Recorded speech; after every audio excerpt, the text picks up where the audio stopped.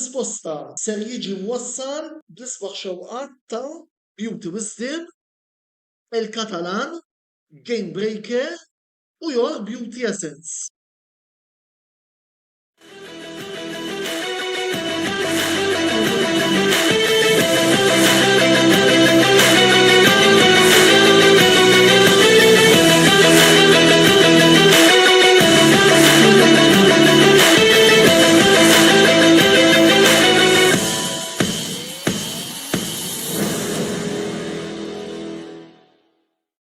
Tonello Bella jselmilkom u jagħtikom merħba 52 programm mis-sensiela botta u risposta fejn il-lejla ser nkunu qed nagħtu ħarsa lejn il-sitwazzjoni attwali fil-Premier League Ingliż.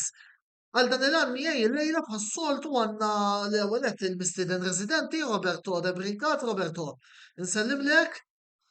Sellem lilek Antonello, l-mistinni li għandna l-lejla u ovvjament il-daw kollha qed isegwuna bħal ta' kull ġimgħa.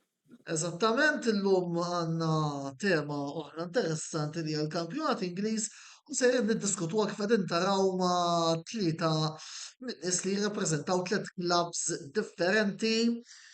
Nibdew b'vuċi u b'wiċċ familjari ma'kom is-segwaġġ tal-Kamra Sportiva, Julian Grixti li huwa l-YouTuber tagħna għal Liverpool FC, u mbagħad għandna bniedem milli qed jirritorna wkoll fil-programmi tagħna Wayne Hewitt mill-Everton Supporters Club Malta u partitarju ta' Nottingham Forest, tim ġdid tal-Kamra Sportiva, Matthew Farrugia li nixtieq ukoll nirringrazzjahom tal-lejla qegħdin jingħaqdu magħna biex ovvjament jgħidu tagħhom fuq it-temi li għandna preparati għalihom. As-soltu intom is-segwaġġi tagħna tistgħu wkoll tintervjenu matul dan il-programm, insaqsu xi domanda lill-mistednin tagħna, kif ukoll Roberto, billi tħallu l-kummenti tagħkom fis-sezzjoni illi għandna marbuta għalikom ma' din il-bandira. Nibdew għal daqstant minnu fih l-introduzzjoni min-naħa ta' Roberto De Brincat, qabel ma mbagħad nibdew niddiskutu t-temi prinċipali illi għandna mal-membri tal-panel tagħna. Roberto, fidejk. Grazzi Antonello, naġan sellem il-kulħadd tal-darb'oħra, bħalma tajjeb inti llum ħaniddiskutu l-andament fil-kampjonat Premier Ingliż, kampjonat li ovvjament illum il-ġurnata huwa meqjus bħala l-iktar wieħed importanti fil-kontinent Ewropew u ovvjament iktar kampjonat li jiġġenera flus. Fil-preżent, immaġina bħalma jafu ħafna segwaċi, għandna taqtija interessanti bejn 4-5 timijiet għar-reħ tal-kampjonat. Għandna l-Liverpool li fil-preżent għandhom 5 punti vantaġġ fuq Manchester City, Arsenal u Aston Villa, però Manchester City għandhom logħba nieqsa x'jirkupraw, jiġifieri jirku dik il-logħba inaqsu d-distak minn ma' Liverpool għaż-żewġ punti. Ovvjament għandna timijiet bħal West Ham u Brighton li jistgħu jitqiesu bħala sorpriżi, għalkemm Brighton ovvjament komplew fuq dak li għamlu l-istaġun li għadda.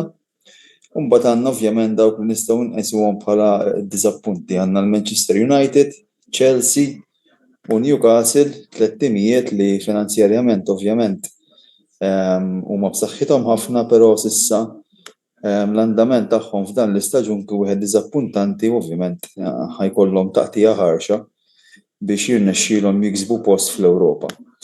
Fin-naħa t'isfel tal-klassifika u naħseb id-differenza bejn it-timijiet hija evidenti, b'timijiet bħal Sheffield United, bħal Burnley, Luton, alright, li ġew promossi, Everton li ovvjament hawnhekk għandna l-ħabib tagħna Wayne li huwa supporter tal-Everton, hija pożizzjoni li xejn ma hija pjaċevoli, u għandna wkoll Nottingham Forest u wkoll għandna supporter tagħhom illum hawnhekk hemm taqtija interessanti. Ovvjament il-kampjonat Ingliż kulħadd jaf li huwa wieħed bilanċjat, għandek 7 timijiet li jkunu fil-naħa ta' fuq tal-klassifika u 7 timijiet oħra li jkunu fin-naħa t'isfel tal-klassifika, però ovvjament ħatkun taqtija interessanti fuq iż-żewġ bnadi u wieħed diffiċli jipprevedi x'jista' jiġri sal-aħħar tal-istaġun. Grazzi Roberto ta' dina l-introduzzjoni u issa wasal iż-żmien li nitkellmu naqra mal-mistednin li għandna fuq il-panel tal-lejla. Qabel ma nibdew nidħlu fit-temi individwali biss xtaqt nieħu kelmtejn ġenerali rigward il-kampjonat sissa. Minnaħa ta' Julian, ħanibdew bik. L-ewwel qed insellimlek, grazzi tal-lejla ħanużaw il-kelma daħħalnik naqra overtime. Nsellim lek Ton, grazzi.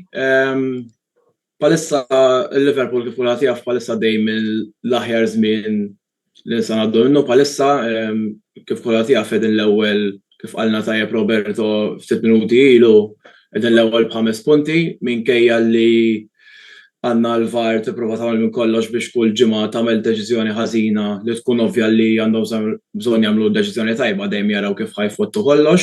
Nibqa' nsemmija bħal pereżempju l-logħba kontra Tottenham fejn lil Diaz ħassru goal offside għal xejn, żewġ karti ħomor li għalija għal xejn. Li eventwalment kienet swiet l-ewwel telfa tal-kampjonat, jiena ma rridx nagħti l-impressjoni li fejn l-affarijiet ma jmorrux tajbin u ħal fir-referees jew hekk imma parajnejn għandi u meta ikun hemm xi ħaġa ħażina jew referees mhux qed jagħmlu xogħolhom sew ħanejt isma' li qasqu hawnhekk. Barra minn hekk ġejna l-ewwel fil-grupp tal-Europa League u bekk avvanzajna għal-round of 16, għadna rridu kunu nafu ma' minn ħaniġu għax ovvjament qabel ma jintlabu dawk il-lob ikun hemm il-preliminary round kif isejħula fejn jilagħbu tat-tielet pot. Fuq issa fuq il-Premier League fil-Kastiel Julian fuq il-kbir tal-kampjonat, ħa? Għaret, mela, biex ngħid l-opinjoni tiegħi onesta vera sorpriż li qegħdin l-ewwel mhux għax waspeċi niddubita minn dejjem konna fil-li wara season ħażin is-sena l-oħra konna minn li paspeċi the only way is up. Kieku kellek isaqsini jekk tistennix li konna ħankunu l-ewwel konna ngħidlek onestament le. Għal xiex għax ovvjament rajna tibdil kbar fil-klabb, rajna tibdil fin-nofs, pereżempju fejn beħejna ħames players li kienu jilagħbu fin-nofs, kellna lil Milner, Henderson, Fabinho, Keita u Chamberlain kollha telqu jew b'xejn jew għal somma flus ġo Saudi Arabia, illi ironikament wieħed minnhom Henderson wara 6 xhur qabżitlu u telaq minn hemm. U kif ukoll biddilna dawn il-players għall akkwisti ta' Szoboszlai, McAllister minn Leipzig u Brighton rispettivament, kif ukoll akkwist li kien daqsxejn ta' sorpriża u taru Endol li ġibnieh minn Stuttgart li għal-bidu ftit qabel ma rajtu jilabet għawx plejer ġibna ma qed jaqdina. Kif ukoll fl-aħħar sigħat ta' suq ta' trasferiment ġibna l-Gravenberch. Ma stennejx li ħankunu l-ewwel u paspeċi nilagħbu kif nilagħbu. U kif ukoll palissa għandna xeba plejers neqsin jew b'injury jew l-lob internazzjonali, imma jisu minkejja li għandna daw il-plejers neqsin kollha jisu xorta paspeċi no matter ma minn ħanilagħbu dejjem x'ismu paspeċi ħanilagħbu tajjeb jew le. Mhux biex prova nisħet imma so far so good minn naħa tiegħi. Mela, għajjem ta' argument li niset il-qoddim se niddiskutu il-kustjoni VAR u referees biex anke wkoll nipprepara naqra l-panel fuq suġġetti li ħan nitkellmu fuq iżjed tard. Wayne u Matthew, l-ewwel nett grazzi tal-li lejla qegħdin magħna, xtaqt li nieħu naqra an outline minn naħa tagħkom imma din id-darba fuq il-battalja fin-naħa t'isfel tal-klassifika. Nibda Wayne. Iva. Le, jina, ovvjament segwejt l-introduzzjoni ta' Roberto. Biss Roberto nisa jisemmi illi għal-kem aħna qegħdin ir-raba mill-aħħar. Kellna kwestjoni ta' tnaqqis ta' 10 punti, ġifieri kieku kellna l-10 punti ma' 17 punti li għandna bħalissa qegħdin f'nofs il-klassifika, ġifieri qegħdin probabbilment qegħdin 12 post. Jiġi, nekket nikalkula sew, jiġifieri. Eżatt, meta tara l-aħħar l-istorja tal-aħħar sentejn tlieta tagħna li dejjem niġġieldu biex ma naqgħux. Naħseb li bħala andament tal-kampjonat meta tikkonsidra ovvjament is-sitwazzjoni ta' tnaqqis tal-punti mhuwiex daqshekk kampjonat negattiv għall-Everton li qegħdin raba mill-aħħar mhux kampjonat negattiv, imma ovvjament tiddaħħal kollox fil-perspettiva tal-performance tagħna dal-aħħar snin. Ovvjament l-Everton huwa tim li huwa finanzjarjament jonfoq ħafna flus, jiġifieri ftit forsi jafu sieħbi tal-isponda l-oħra tal-Liverpool. Forsi ma jafx li għalkemm ovvjament il-Liverpool huwa tim ta' iktar suċċessi mill-Everton. L-Everton jonfqu ħafna iktar flus fil-transfers milli jonfqu l-Liverpool jiġifieri. Ovvjament il-Liverpool bil-ftit flus li jonfqu jagħmlu għandhom iktar management tajjeb tal-finanzi tagħhom u kapaċi jattiraw talenti li mbagħad ovvjament jivvalorizzawhom u jbijawhom. Ma biss ngħidlek illi f'tem ta' 5 snin l-Everton nefqu fuq xi 500 miljun sterlina, ġifieri komparat ma' xi 280 miljun tal-Liverpool. Ovvjament naħseb huwa wieħed mill-iktar timijiet l-Everton li jonfoq flus imma mhux kapaċi jmanġja l-flus tiegħu tajjeb għax dejjem inġibu players li nofqu ħafna flus fuqhom u qatt ma jipperformjaw jiġifieri. U hija ovvjament il-problema li daħħal ħafna fiq ta' flus daħħalna f'din is-sitwazzjoni tal-financial fair play u li naqsulna 10 punti u issa mal-kollega tiegħi ta' Nottingham ħajerġgħu idaħluna f'sitwazzjoni oħra fejn ħajerġgħu jevalwaw il-finanzi. Ovvjament l-Everton qed jargumentaw li aħna diġà ġejna penalizzati 10 punti, speċi ta' allura x'inhi r-raġuni għalfejn qed nerġgħu niġu quddiem il-panel tal-FA Ingliża għal kwestjoni oħra, ġifieri ovvjament hemm appella dejn min-naħa tal-Everton għal dak l-10 punti, ġifieri aħna ovvjament nitkellmu supporters bejnietna u qed nistennew il dawk l-10 punti jitnaqsu jew kellha jitneħħaw għal kollox. Għax ovvjament is-sitwazzjoni hija unfair ħafna meta komparat ma' timijiet oħra jinnaf bħal Manchester City u Chelsea illi żgur jonfqu ħafna iktar minnha u xejdulu ġifieri allura hemm fairness kbira. Anyway, l-Everton qed jiġġieldu kwistjoni legali u Mela, jidher illi Wayne inqata' mela, Wayne qed tismana? Iva, tlifkom jaqgħu xejn? Iva, tista' tkompli. Mela minuta, mela Tista' tismawni? tagħlaq l-argument tiegħek ħankun nistgħu ntaħlu l-net. Le, ġifieri għandna dik kwistjoni li qiegħda appellata, ġifieri ovvjament dawn xejdulu fuq kienu naqsuna l-punti fuq sostenibilità tal-finanzi, issa ħajdaħluna ukoll ħadd tista' ma' kawża oħra fejn aħna nofqu iktar flus milli suppost nofqu bażikament. Sewa wis, Matthew, merħba fil-Kamra Sportiva, l-ewwel kummenti tiegħek rigward it-taqtija ta' relegazzjoni b'mod ġenerali għalissa. Nirringrazzjakom l-ewwel net.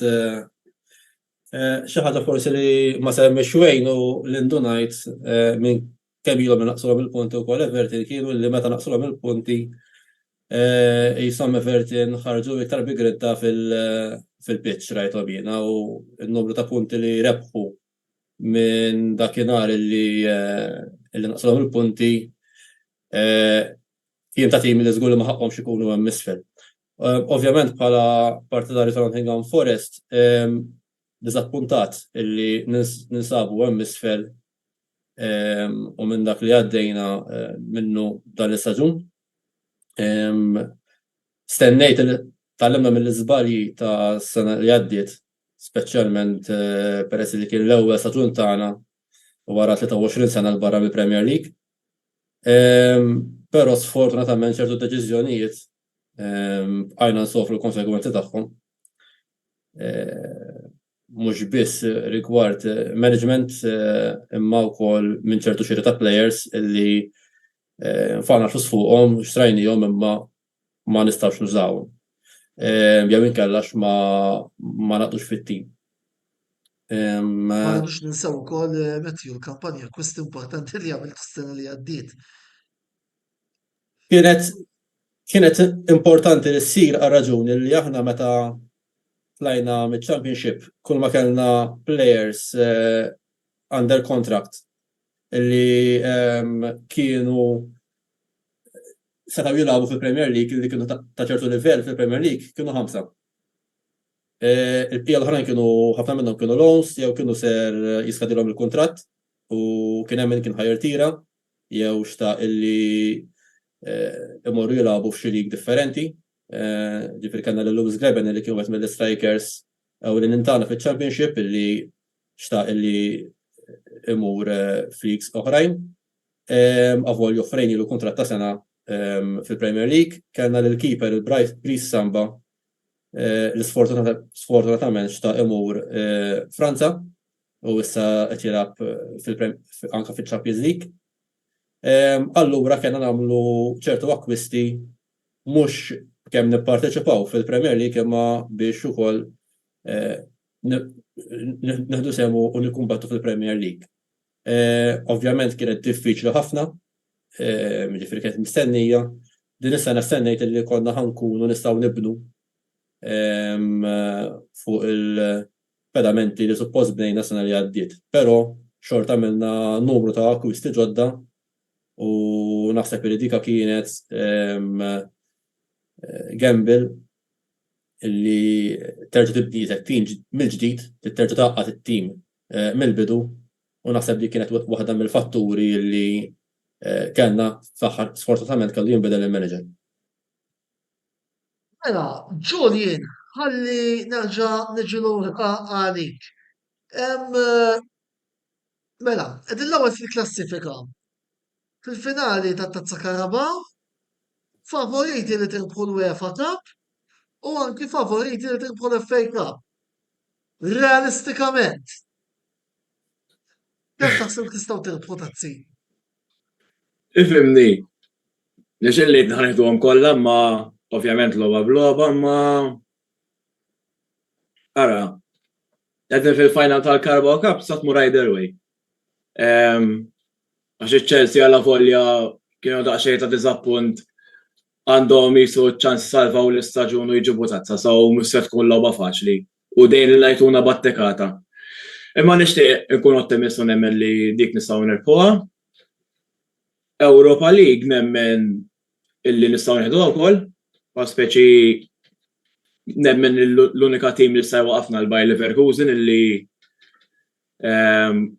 huma l-unika tim fl-Ewropa li unbeaten kemm fil-lig kif ukoll fit-tazzi domestiċi u fl-Ewropa, ġifieri. Il-Premier League ma nafx għax biex tieħu l-lig kull logħba fiha l-istorja tagħha u speċi tista' jew tgħaddu informa ħażina u ġismu u toħroġ mit-title race għal inkella tibqa' għaddej. Ġifieri ma rridx ngħid li ħanieħdu l-lig jew mhux se nieħdu l-lig. U għandna sempliċement raġuni għax ma nisħed. Tu fadal ħafna u biex jintlab. Ġifieri u s-City kemm il-darba ħapa speċi jibdew minn pereżempju nagħmlu s-susa Deċembru ma jkunux daqshekk konsistenti. Xorta jkunu hemm ta' ġifieri imma hemmhekk ifallu l-iktar lob. U mbagħad għax pereżempju fallu 4 lob, in-nies jgħidu jisaqsu l-mistoqsijiet, is-sidja din kriżi jew hekk jisu ma jafux illi dal-aħħar 3 snin kull darba li ġismu bdew naqabatuti għabdu jirbħu l-logħba nfila. Ġifieri dik għalija forsi issa twaqqafna milli nieħdu l-lig imma xorta nkun ottimist li nistgħu nieħduh għax nedin fiċ-ċans u tu nemmen fit-tim tiegħi. U FA Cup għalli għad stuwej li tutella x'pa speċjat fadal it-timijiet il-kbar għal volja fir-raba round li ħajntlabu għal-weekend. X'inhija? Lajtu l-Arsenal. U hija eżatt, imma xorta pa speċi hemm is-City u hekk. Ġifieri ħalli li wieħed mis-City jew it-Tottenham ħajnqalgħu minnha. għax għandhom konfront ma' xulxin. Hemm iċ-Chelsea minn għalija mal-Aston Villa jkun ser Eżatt. żbaljat. Il-Newcastle mal-Fulham ġifieri u l-Fulham kif x'ismu riċentament labnilhom fis-semi-final tal-Carabao Cup għaddejna. Mala folja l-aħħar kwart tal-bieraħ kien tnaqa' kedda ġifieri credit when due ġifieri Fulham mhux tim ħażin mhux tim li tarmieħ. U paspeċi nemmen ukoll jistgħu jagħtu logħba lin-Newcastle. Paspeċi iktar u iktar palissa din forma ħażina ħafna tilfu xi 8 logħbiet mill-aħħar 10 u disa ma x'kemm eżatt imma x'ismu. L-FA Cup itser li tutel paspeċi min jista' joħodha x'għad fadal ħafna xi jintlab. Naħseb nemmen iktar jekk Klopp jagħtix priorità wkoll dik tista' tiddependi fuq jekk nistgħux nieħdu jew le, ma biex iwieġeb il-mistoqsija tiegħek nemmen illi żewġ tazzi nieħdu żgur l-Europa League u waħda mill-League jew il-League Cup. Wayne, ħanaqsam naqra xmara u nipprova noħloq naqra ta' Ingliża. Kif qed tgħixu din il-prospettiva ta' 4 tazzi li jistgħu jmorru jew ngħidu hekk, hemm iċ-ċans li jmorru fil-parti l-ħamra tal-Liverpool. Bħala supporter tal-Everton.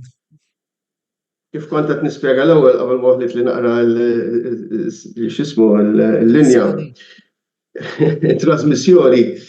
Aħna ngħidu naqra kuġini tagħna fuq in-naħa l-oħra, ġifieri qed ngħidlek, ġifieri aħna nofqu aktar flus minnhom m'għandniex kwart tas-suċċess tagħhom.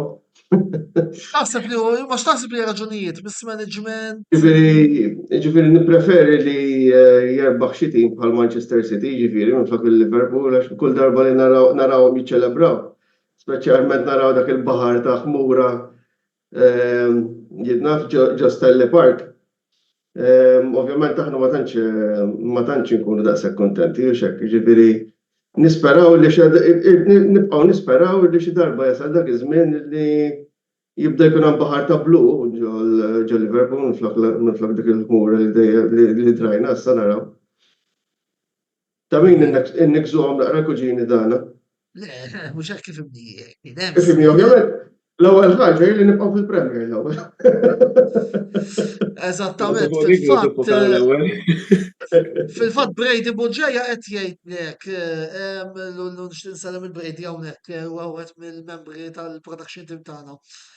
Wayne, aħjar tiġu relegati u tibdew mill-ġdid. Bħalma ġralhom il-Leicester. Naf li relegazzjoni mhux sabiħa, però rejnija diversi drabi fejn timijiet jiġu relegati mbagħad jitilgħu b'saħħithom saħansita aktar minn qabel.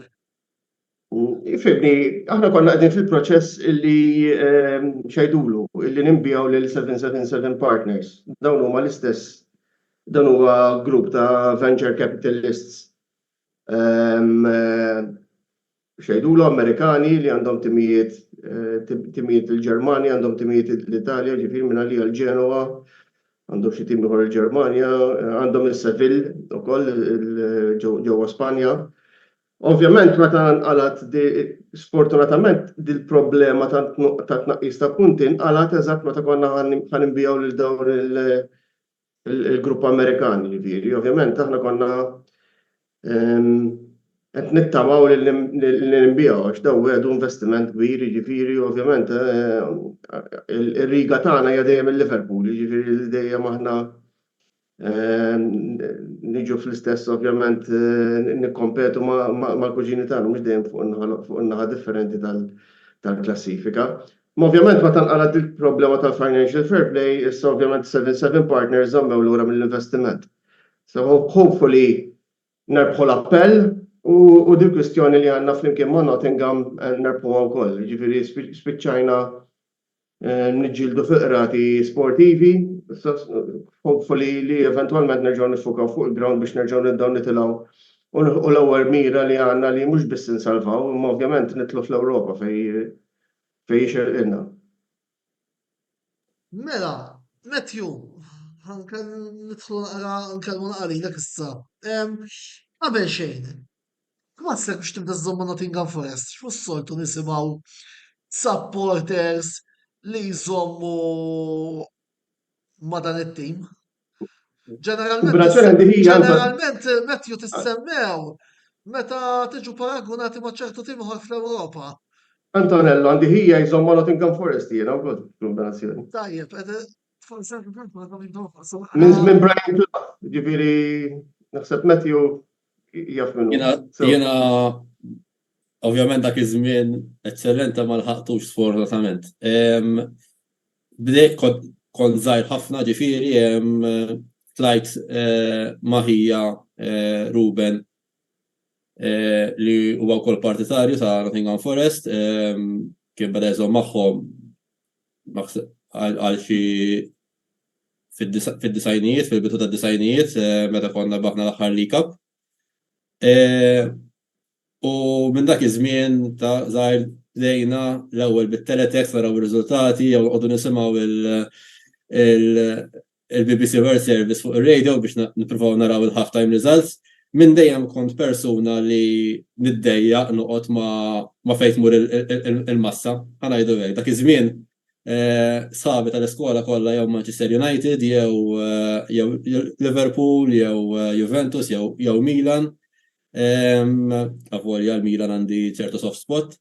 Però dejjem ħassejt dik iċ-ċertu link xaġa li rajt attrajenti mal-klab Nottingham Forest. Mbagħad ovvjament iktar ma beda jgħaddi żmien iktar bdejt insir intis ta' dan il-klabb, eventwalment meta stajt anka sifirt ħafna drabi biex nara l-logħob hemmhekk. U llum qegħdin hawnhekk. Sewa wis fil-fatt ukoll hawnhekk bdew ċejjin il-botti għaliex Brady ġejja għalilna Nottingham Forest 2 Juventus 2. Ma nafx jekk forsi nara Roberto kwit interveni Roberto.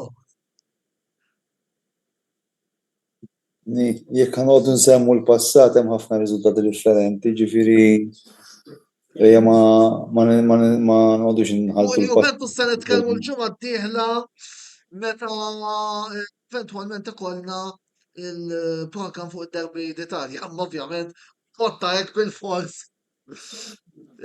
kellha tqum ħanejdu hekk. Biss ħanerġu lura l-Matthew. Minn Steve Cooper għal Nuno Spirito Santo. Kambjamenti rajna s'issa fis-City Ground kemm ilu li kellna din il-bidla manageriali. L-ewwel nett rigward Steve Cooper naħseb illi nonqos jekk ma nurix l-apprezzamenti għal dak illi għamel għal klabb tagħna fi żmien daqshekk qasir. Ġifieri tajjeb li ngħidu li ma kien kważi xejn inqas minn miraklu li tim qiegħed l-aħħar fil-klassifika tat-Championship irnexxielu jiġi promoss fl-istess staġun u konna wkoll wasalna f'punt fejn kważi qed niġġieldu għal promozzjoni awtomatika. Ġifieri dak li rnexxielu jagħmel hu wkoll b'tim illi wiret illi mhux benaw tim żgħir illi rnexxielu jibnieh forza qawwija. Ovvjament kellu difetti tiegħu bħal ħadd ieħor u naħseb illi kemm ilu li ġi Nuno Spirito Santo rajna daqsxejn iktar logħob fast, iktar pressing, iktar iffukat fuq counter attacking football li kienet hija xi ħaġa li domna daqsxejn ħafna ma naraw, speċjalment fil-Premier League, naħseb illi kienet xi ħaġa li bagħtejna minnha taħt Steve Cooper. U ovvjament rajna riżultati pożittivi ħafna, ġifieri jekk hemm riżultati niżel li jasel u naħseb anke lil Ġulju niżillu għasel kienet ir-rebħa kontra l-Manchester United. Fajtuni dik il-logħba, Kifet fil-bidu jiena kbirt fi żmien fejn kulħadd Manchester United tiela u Manchester United nieżel allura. Fakkerx tfulija sabiħa, ngħidu kollox, naraw il-dawk. Dik ir-rebħa kienet ilha ġejja xi 23 sena. Sena bil-briju ħanejdu hekk. Matthew. U ovvjament anka rebħa li għamilna ma' Newcastle, ġifieri naħseb illi St. James Park ma huwa l-ebda mu stadium faċli għall-ebda klabb, speċjalment dan l-aħħar. Ċentrament għamiltu tajbin kontra z-żewġ United ngħidu hekk illi wkoll Eżatt. skurtaw boost Li kellna bżonn. Ovvjament tajjeb li nibdu daqsxejn konsistenza bħalissa tinbagħtu daqsxejn kemm fuq injuries li għandna u anke l-fatt li konna l-iktar team li kellna players li qed jilagħbu fl-African Confederations Cup. Għandna 7 players li kienu qegħdin jilagħbu l-Afrika bħalissa u naħseb il ħassejnija ħafna, speċjalment fl-FA Cup meta labnu kontra l-Blackpool, illi kien kompletament l-oppost ta' li labna mal-Manchester u Man Newcastle. Però l-affarijiet tal-inqas jidhru li sejrin tajjeb. Mela, qabel ma morru ma' reklami, Roberto, forsi forsi tgħid xi ħaġa fuq dak li tqal s'issa, jew forsi għandek xi domanda xi ħadd mill-mistednin tagħna. Fimni, ntqalu ħafna argumenti differenti, ġifieri semmew ħafna timijiet, ma nixtieqx nifoka fuq tim wieħed biss, jiġifieri forsi l-unika spunt kemm niġbed naqasa Einway meta qal li l-Everton jonfqu iktar flus mill-Liverpool imma ovvjament ma jimmaġini ma management tal-flus mhux daqshekk tajjeb, però naħseb mhux dak biss, jiġifieri apparti minn hekk naħseb anke il-fatt il-livell tal-players li jixtru ovvjament. Ekku, għax fil-fatt jixtru players li forsi ħaddieħor jixtru 10 miljuni aħna nixtru 40 miljun pereżempju u ma jkunux ta' dik il-kwalità tal-flus li nkunu nfaqna. Ġifieri dik hija ovvjament management skill li tkun kapaċi Eżatt, imma ġifieri nitkellmu wkoll li jkunu ovvjament bil-prezz tajjeb qed nitkellmu wkoll value for money, ġifieri. Value for money, eżatt. Però ovvjament apparti minn hekk anke l-fatt li kemm dawn il-players li ġew akkwistati ħajollu l-livell tat-tim, naħseb dik xi ħaġa. Ekku, u l-Liverpool minn daqshekk il-Liverpool għamlu biċċa xogħol eċċellenti, fil-fatt dik hija waħda mir-raġunijiet għalfejn jagħmlu das-suċċess kollu, għax kapaċi jsibu t-talent bi prezz relattivament baxx. Tara jinnaf pereżempju Salah meta xtraħ mill-Fjorentina kien ser żball, ma nafx hux mill-Fjorentina jew mir-Roma kienu xtraħ. Ma' Roma xi 35 miljun ħadni. Ma kien jafu ħadd dak iż-żmien, ftit li xejn kienu jafu jiġifieri. Ngħidu wkoll li kien ġej minn żmien fejn ma' Chelsea ma brillax daqshekk ukoll.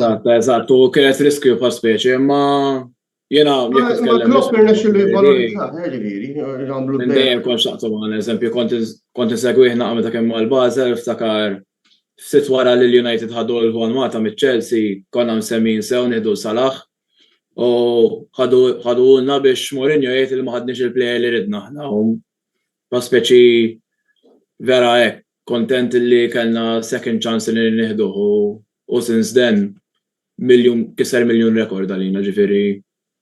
Ġifieri Liverpool kapaċi jivvalorizzaw il-players tagħhom, ġifieri ma tantx għandi ammirazzjoni għal ħafna affarijiet il-Liverpool ma ammirazzjoni ta' kemm jivvalorizzaw il-players u kapaċi ġifieri ikabru l-players, ġifieri minn daqshekk għandi stima ħafna iktar mis-City. Is-City jixtru players li huma tajbin tiġix għandhom ovvjament is-saħħa tal-massa tal-flus. Mhux hekk. U Liverpool jitfgħu Haaland li jkun rridu kulħadd pereżempju. Eżatt. Jofqu 7 miljuni ma Liverpool kapaċi jistrajbru t-talent u jagħmlu teams formidabbli, Eżatt, u jisu anke il-mentalità ta' Klopp jisa I don't buy superstars, I make them superstars, speċi jekk inti għati xi isem ġasta x'għandu isem popolari jew hekk, it's not always guaranteed to be successful. Eżempju rajnija mal-United ġifieri. Alla volja x'ismu Casemiro kien plejer tajjeb fl-ewwel staġun. Issa in the long run there panic buy għax pa speċi nafqu jisu 7 miljun fuq plejer għandu 30 sena. Naraw Jiffitja mbagħad fil-ħansewek. Il-sistema tal-coach in kwistjoni. Mela, semmorru għall-ewwel waqfa ta' reklami jibqgħu magħna ila fit-tieni parti tal-programm għandna xi domandi minn xi segwatri tagħna wkoll naqraw u se nkomplu niddiskutu temi varji bħal ġlieda tal-kampjonat u kwestjoni toħra rigward il-VAR Financial Fair Play u ħafna iżjed għal daqstant 3 minuti ta' waqfa kemm nieħdu tazz-ilma u nerġgħu nirritornu lura. Nibqgħu magħna.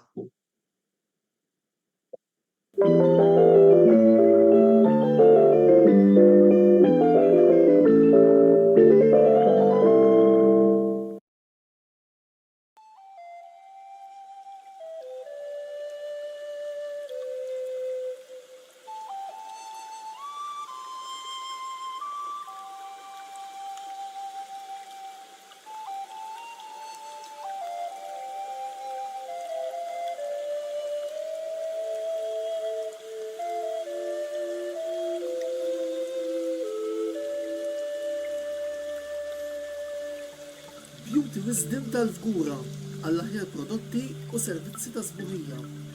Żuru wkoll Nails by Xerawna fl-istess stabbiliment għall-aħjar servizz ta' trattament ta' dwiefer.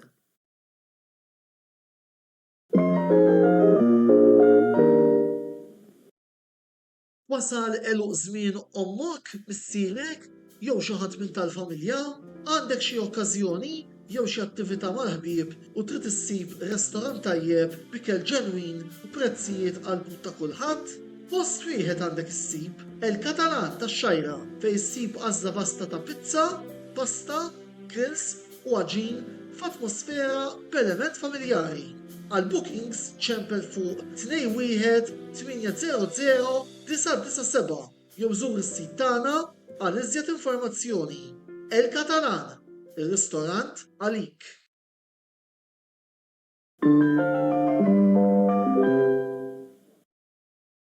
Game Breaker ser jibda l-2024 bil-kbir.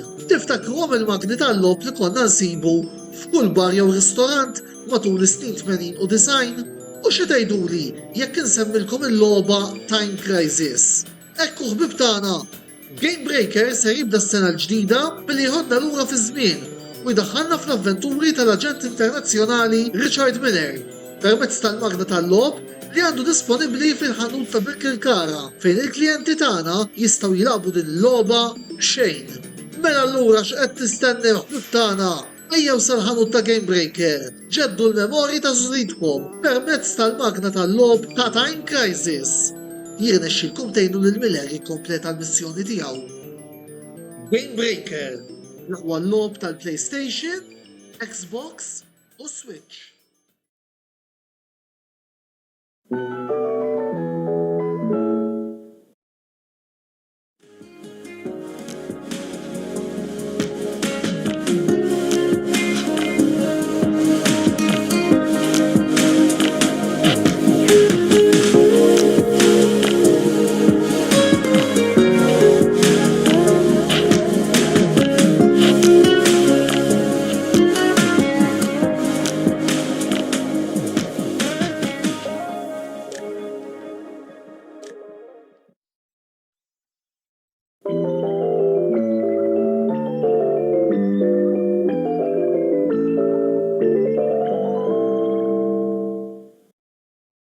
Merħba lura t-tieni parti tal-programm Botta u Risposta fejn il-lejla qegħdin niddiskutu l-kampjonat Ingliż u tajb ukoll naraw xi ftit messaġġi li qegħdin tibatulna wkoll tmirtana li anke nacknowledgejaw lilkom illi qegħdin issegwu il-programm tagħna llejla.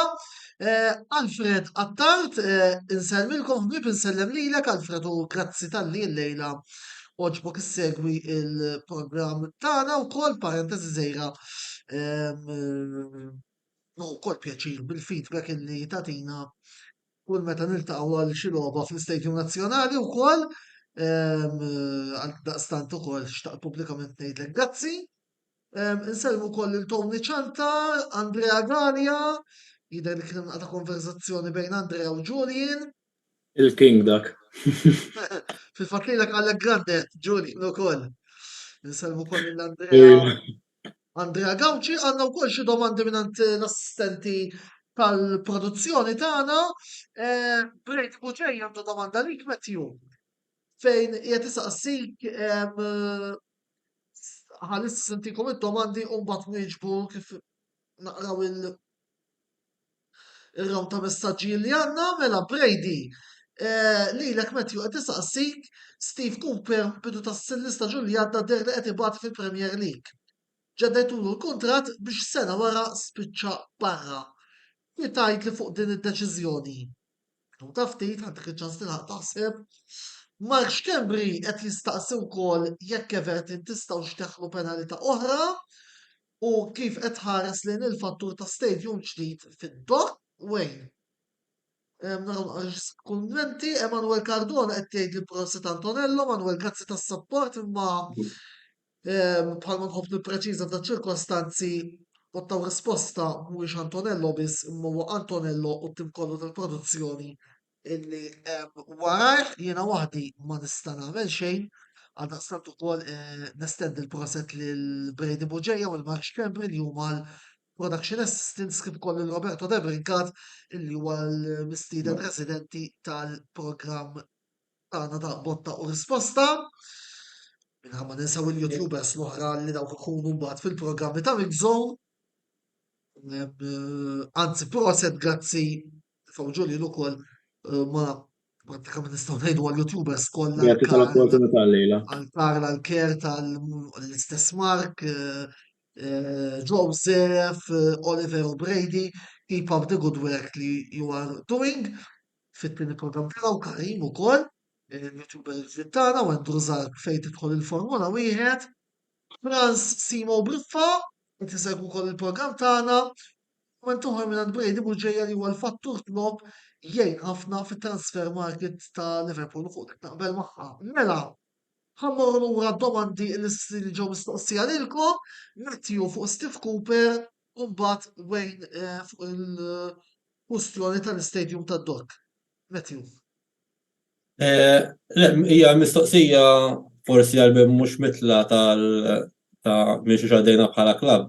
Naħseb li hija mistoqsija fair. Għalija xi ħaġa li kienet mistennija għal raġuni li fl-aħħar 20 sena kemm domna fil-Championship il-managers iktar naħseb damu jiffirmaw il-kontratti milli damu jimmaneġeru l-klabb daqskemm biddilna managers li anke kellna tlieta fis-staġun wieħed. U sfortunatament dik l-attitudni ma nbidlet qatt. Fil-Premier League iktar u iktar l-affarijiet tkun iktar ħarxa. Biss Steve Cooper ma kienx biss head coach tal-klabb. Steve Cooper irnexxielu jaqgħad mhux ġast il-klabb imma il-belt sieħa. Ġab ħafna pride lura lill-belt ta' Nottingham. Kien persuna li kien vera down to earth, ġifieri ma kienx buri, ma kienx jidħol f'polemiċi u kien maħbub mis-supporters kollha. U aħna ridna li ikun hemm konsistenza, ikun hemm nibnew pedament sod biex il-qoddim ikunu nistgħu nikkompetu iktar aħjar. Infatti kien hemm ħafna supporters li fuq Twitter għax niddiskuti ħafna ma' supporters minn hemmhekk minn Nottingham li kienu jippreferu li niġu relegati u nibqgħu bi Steve Cooper biex imbagħad inkunu nistgħu nagħmlu remont iktar aħjar u kif qed inti l-ewwel ukoll li hawn timijiet li meta jiġu relegati u anke ħabba l-parachute money meta jitilgħu b'mod iktar b'saħħithom. Jien naħseb li dan kien kollu sforz l-esperjenza tal-management, ġifieri tal-ownership, illi kienu wisq ambizjużi, żejjed naħseb, anke fi trasferiment. Ma kienx hemm koordinazzjoni għaliex fi żmien kellna jisu 3 timijiet differenti ta' reklutaġġ. Kellek l-ownership li qed iġibu l-plejers huma, kellek il-recruitment team propja u kellek anke it-tim li kien qed jaħdem iktar direttament ma' Steve Cooper, tal-plejers li kien xtaq iġibu. Infatti jekk tara l-iskwadra tagħna mix differenti ta' plejers illi xi kultant nemmen illi ma tantx jilagħbu ma tantx hemm cohesion bejniethom. Allura sfortunatament imbagħad meta ma bdewx inbidlu riżultati sena wara kellna nieħdu deċiżjoni li fl-aħħar mill-aħħar dejjem ilaqqata il-manager. Mela. Wayne, fuq il-kustjoni Mela, tal-stadium. ħanajda, kellu ħdu l-opportunità, ħan nispjega naqra ġara fuq il-nuqqas tal-punti tal-Everton. Mela, Għanna domanda posta Wayne fuq għadik. Iwa l fuq kollu fuq il-ground ġifiri, ħana sal fuq il-ground ukoll. Mela, da bażikament l-FA għandhom numru ta' regoli tal-financial fair play, kulħadd isemmihom, x'kultant tispulta xi multa, ma qatt ma jitnaqqastu xi punti. Issa bażikament li qalu li ħajqablu l-FA minn dan l-istaġun u li ħajjan regoli kienu hemmhekk diġà għal ħafna, kienu ħafna li qed jiksruhom dawn ir-regoli apparentement, imma l-FA qatt ma kienet qed tinforza dawn ir-regoli. Tinforza jiġifieri timmulta b'mod b'saħħtu tnaqqas il-punti u l-FA qed tgħid illi għandha tinforza dawn ir-regoli waqt l-andament tal-kampjonat, mhux bejn kampjonat u ieħor meta jieqaf il-kampjonat, jiġifieri waqt il-kampjonat.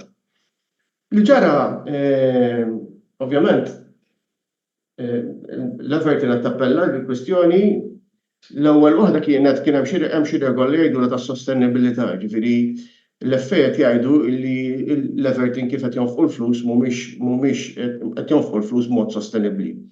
U allura l-FA ddeċidiet li tnaqsilna 10 punti. Issa, fuq dik il-kwestjoni l-Everton qed jappellaw Minister żball lejn it-tieni ġimgħa ta' frar għandu jinqata dak l-appell u nkunu nafu jekk dawk il-punti u mixra jibqgħu l-istess jew jitnaqsu. Issa, l-Everton flimkien ma' Nottingham għandhom kwestjoni oħra. U din hemm regola tal-FA fejn tgħid li klabb fil-Premier ma jistax jitlef iktar minn 105 miljun sterlina fuq perjodu ta' 3 staġuni, ġifieri xi ħaġa fuq 30 miljun sterlina fuq 3 staġuni. Nottingham kellhom parti minnhom fil-Championship u pratikament qed jinstema' li kemm l-Everton u kemm il-Nottingham jistgħu ovvjament l-Everton ħajerġgħu jitnaqsulhom xi punti qed jgħidu, ovvjament jiddependi fuq l-appell fuq l-ewwel kawża u Nottingham l-istess, jiġifieri jistgħu jitnaqsulhom xi punti. Ovvjament l-Everton il-management tal-Everton qed jgħidu li ħajġilduha, l-Everton qed jgħidu anzi li di unfair għax hija pratikament l-istess kawża l-ewwel kawża li tiġi tnaqsulhom il-punti minnha u allura inti ma tistax klabb tippenalizza ħall-istess ħaġa darbtejn wara xulxin. Jiġifieri jagħmlu dawn l-argumenti legali. Hija xi ħaġa li ħadd tkun interessanti.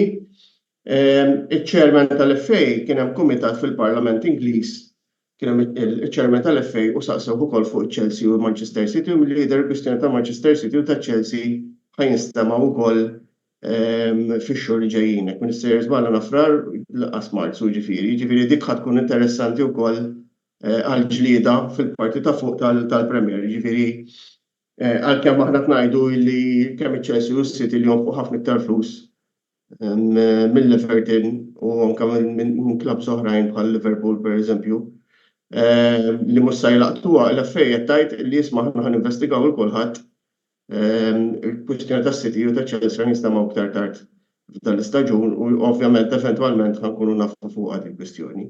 Anyway, niġu għal-kwistjoni tal-ground. Naħseb kulħadd jaf li l-Everton jibnu ground ġdid, ġo Bramley Moore Park. Il-diskussjoni kienet li dan pratikament il-ground issa kważi lest, jiġifieri jekk min irid jista' jidħol fil-website u jara naqra l-andament tal-ground. Kien hemm diskussjoni jekk minn għalija l-istaġun li jmiss, jekk se nibdew l-istaġun li jmiss fil-ground il-ġdid. Inizjalment id-diskussjoni kienet li nibdew fil-ground il-ġdid f'nofs dan l-istaġun u mbagħad timxi tal-istaġun il-ġdid u jekk Minister żball issa mill-lider id-deċiżjoni għandha tkun li jinfetaħ fl-2025. Ġifieri mhux dis-sena d-dieħla immorru fil-ground il-ġdid pratikament. Allura aħna ħan nimmuvjaw minn Goodison Park, ġifieri mhux se nkunu bibma Anfield iktar u ħamorru għal Bramley Moore Park. Qed jgħidu li tal-ground ħajjiġi jiswa xi biljun sterlina kważi, ħajkun wieħed mill-isbaħ grounds li hemm fl-Ingilterra u fil-fatt qed jgħidu li flimkien ma' Tottenham ħajkun l-iktar ground state of the art u sabiħ ovvjament għax huwa modern għax huwa binja ġdida. Ġewwa flimkien ma' Tottenham, il-ground ta' Tottenham ħajkun l-isbaħ żewġ grounds ġewwa l-Ingilterra. Ġifieri da ħajkun mhux biss ground ma ħajkun kompless, ġifieri ħajkun hemm il-ħwienet tal-Everton, ħajkun hemm tista' tmur tiekol, ħajkun hemm restaurants pereżempju tara l-players bil-ħġieġ u tara l-players deħli jerġgħu fil-ground minn ġo restaurant, ħajkun hemm il-VIP boxes, ħajirdupjaw ukoll is-sajs tal-pratikament tal-capacity li għandu Goodison illum il-ġurnata. Sa jsir id-domanda jissa jsir mill-ground l-antiki, ġifieri issa dik hija it's up in the air, għadna ma nafux eżattament se jiġri minn Goodison li huwa ovvjament ground storiku. Però jiena looking forward ħafna li mmorru ġo Bramley Park li nista' ngħid ukoll aħna bħala Everton Supporters Club ta' Malta wkoll xtrajna Maduma u ħajkonna Maduma hemmhekk ġo Bramley Park li ħatibqa' hemmhekk ovvjament allura aħna ħankunu parti mill-istorja wkoll ħajkonna parti żgħira, Maduma żgħira li ħatkun jiġifieri anke il-klabb ħajkun hemm ngħidu hekk rikordju ta' Malta wkoll ġo l-ground il-ġdid ta' Everton. Fatti ta' minn isemmi wkoll illi l-ground tagħkom Wayne se jkun wieħed mill-grounds li ser jospita l-logħbiet ta' UEFA Euro 2028 meta il-kompetizzjoni se tkun qed tintlab madwar il-Gran Brittanja voldiri minn daqshekk diġà għandkom head start fuq il-ġejjin. Iva, jiena looking forward ħafna li tlassa u nkun wieħed minn tal-ewwel li nżansnu wkoll Bramley Park. Tajjeb wis, żewġ avviżi ta' ħansejħu hekk ta' servizz l-ewwel nett Gaetano Joseph il-Farrugia li saqsina fuq il-West Ham nistgħu ngħidu kemm tejfa fuq il-West Ham bħalissa għaddejjin minn staġun tajjeb ħafna. Nfakru wkoll illi s-sena li għaddiet kellna rappreżentanti supporters ta' West Ham biex jisefna il-programm jekk forsi għaw xi supporters club lokali ta' West Ham United jistgħu jikkuntattjawna ħalli fi programmi futuri nkunu nistgħu ngħidulhom. Messaġġ oħra lil Dorian Kassar li beda jistaqsi għal xi biljetti għall-logħba tal-Arsenal. Dorian naħseb il-parir tiegħi huwa li tmur forsi fil-gruppi tal-Liverpool li hawn lokali naf li hawn tlieta Simolta, Shankly's Army u Copite Crypt u forsi tistaqsi hemmhekk ukoll għal biljetti għall-logħbiet li tixtieq tara. Nħudd l-okkażjoni biex nirringrazzja lil moderaturi ta' tliet channels li wkoll jilqgħu il-fans illi nibatulhom aħna meta jkun hemm dwurjien jew jkollna xi kontenut relatat mat-tim tagħhom ta' Liverpool. Ħalli ngħidu kemm fuq il-West Ham, Roberto, naħseb illi minkejja kollox bħalissa tim ta' David Moyes qed jokkupa s-sitt post. U meta tara naqa' il-klassifika jidher li away għandu forma aħjar kif bħal Everton ukoll jidher li sew West Ham u sew Everton għandhom forma tajba ħafna barra minn darhom. Fil-fatt jinsabu fil-5 pożizzjoni it-tim ta' David Moyes u hemm ukoll ngħidu illi rebħu l-grupp tagħhom jidher li rebħu wkoll il-grupp tagħhom fil-UEFA Europa League voldiri kollox ma kollox s'issa m'għandhomx staġun ħażin il-West Ham le? Naħseb li kollhom staġun pożittiv ħafna u ġifieri ifhimni l-West Ham mhumiex meqjusa wieħed mit-timijiet ewlenin fil-kampjonat Ingliż, ġifieri però meta wieħed ħares lejn il-klassifika għandhom aktar punti mill-Manchester United, minn Chelsea, minn Newcastle, li ovvjament għandhom budget ħafna akbar minn dak ta' West Ham.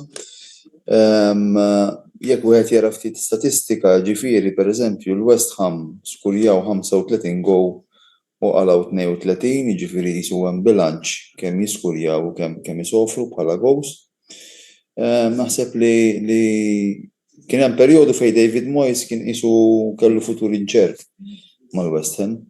Però naħseb il-klabb għamel tajjeb li jemmen fih, apparti forsi l-parentesi negattiva li kellu mal-Manchester United. U għawek Wayne jista' jkorreġini naħseb kemm da mimexxi lill-Everton kien għamel biċċa xogħol tajba ġifieri Il-fatt kien wieħed mill-iktar perjodi ta' suċċess relattiv li jagħmlu l-Everton taħt Moyes ġifieri. Eżatt. Saltu anke Champions League ukoll. Eżatt. Ġifieri Tħanna l-Ewropa taħt Moyes. f'dik l-epoka l-għażla ta' Manchester United naħseb kienet waħda raġunata li ovvjament marru għal David Moyes wara s-suċċess li kiseb ma' Everton, però ovvjament da bħalma jiġri fil-futbol coach li jirnexxi forsi ma' tim li mhuwiex daqshekk meqjus bħala fost l-ewlenin meta mbagħad jipprova jagħmel il-qabża biex jikkowċja tim li jkun meqjus fost l-isfidanti ewlieni għat-titlu hemmhekk forsi jsib xi diffikultà u naħseb forsi David Moyes fil-karriera tiegħu aktar ovvjament kellu suċċess ma' timijiet meqjusa bħala żgħar. U naħseb il dak li qed jagħmel dan l-istaġun mal-West Ham huwa turija tal-kapaċità tiegħu anke fl-Ewropa. Ovvjament il-West Ham għandhom nukleu ta' players li huma interessanti u naħseb fis-suq tat trasferimenti fis-sajf uħud minnhom ovvjament ħajkunu fil-mira ta' timijiet ħafna aktar rinomati u naħseb li jekk jirnexxielhom jerġgħu jieħdlu fl-Ewropa, apparti ovvjament il-progress li qed jagħmlu fil-kompetizzjoni Ewropea, naħseb għal kull min huwa parter ta' West Ham għandu jkun soddisfatt dak li qed jagħmel it-tim li jissimpatizza miegħu. U trid tqisu wkoll li s-sajf li għadda West Ham neħħew l-aħjar plejer tagħhom tista' tgħid Declan Rice mara mal-Arsenal illi ħadd ma stennihom pa' speċi kif aqbad ngħid ikunu qegħdin mal-ewwel sitta u javvanzaw għal l-aħħar 16 tal-Ewropa ġifieri. Da wkoll it-talent ta' Jared Bowen però. Eżatt, le għaddu players tajbin ġifieri ma jisu Declan Rice kien jisu l-kor tat-tim pa' speċi illi l-iktar player importanti tagħhom ukoll ħadd ħaseb illi ħajspiċċaw mit-table jew lejn l-aħħar ukoll right min. Imma vera kienu sorpriża kbira West Ham dis-sena la volja għaddew minn dik il-forma ħażina fil-verità ħafna timijiet għaddu minnha ġifieri, imma overall Moyes qed jagħmel biċċa xogħol tajba ħafna. Issa l-oħra rebħilhom l-ewwel tazza f'xi 60 sena ma nafx kemm eżatt il-Conference League. U rrid ngħaddi komment ukoll, eżempju, meta kontu titkellmu fuq ta' Ferguson u li kien ħadlu postu Moyes u waħda mill-fatturi forsi li seta' kienet ir-raġuni għal ma rnexxiex ukoll pa' speċi għal volja il-United mhumiex tal-livell tiegħu ukoll he had big boost to fill pa' speċi, ġifieri kien ħajju post coach li kien ilu hemm fuq 25 sena rebaħ dawk it-tazzi kollha, ġifieri il-United ukoll dak iż-żmien kellhom high expectations, kienu għadhom kemm rebħu l-20 kampjonat. Dak iż-żmien kienu għadhom klabb serju sa ċertu punt. Ġifieri ovvjament min kien ħajħodlu postu ġifieri stennew illi ħajkun tajjeb ġifieri. Mela, grazzi hemmhekk Julian, lura għall-programm tagħna. U ħalli naqqat naqra suġġett li jmiss li huwa il-kwestjoni tal-financial fair play li bħalissa qed tinvolvi sewlilkom Wayne u sewlilkom Matthew. Ovvjament il-biċċa xogħol hija inkreattiva biss jidher li qed timmaneġġjawha tajjeb. Temnu li tistgħu jekk tagħmlu xi appell speċjalment intom Wayne. Tirbħuh u domanda oħra li xtaqt insaqsi kemm taħsbu li verament l-FA qed timxi sew għaliex forsi meta mbagħad naqbduha fuq il-VAR fit-tielet parti ħa nitkellmu wkoll jista' jkun hemm ċertu klabs li qed tkunu ġevolati iktar minn oħrajn fiha. Affari, Matthew, nibda bik. Rigward l-FFP, ma kienx sorpriża. L-argument Bażikament biex forsi nagħti overview ta' x'ġara kif qal tajjeb Wayne, peress li konna klabb li konna għandna kif ġejna promossi li staġun li għadda u l-FFP taħdem fuq ċikli ta' 3 staġuni. Aħna kellna staġun wieħed biss b'3 li konna fil-Premier League, allura l-ammont ta' telf li stajna nagħmlu kien inqas minn klabb oħra. Hemmhekk diġà għandek l-ewwel mistoqsija li jekk kemm hija fair il-fair play fuq dak l-għan, xubbat ovvjament hemm argumenti oħra. U il-problema tagħna li għandna huwa tirrigward il-bejħ ta' Brennan Johnson għal Tottenham, illi huwa aktar dwar timing għaliex stajna nbigħu lil Brentford f'Ġunju u konna nġibu fi inqas kienet ta' madwar 35 miljun. Konna niġu break even, però żammejna biex nollu l-valu għal kważi 50 miljun meta biħin il-Tottenham.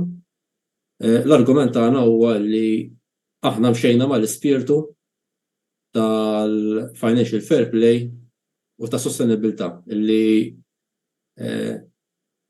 kemm jista' jkun ġibna aktar profitti għall-klabba minn iktar sostenibbli.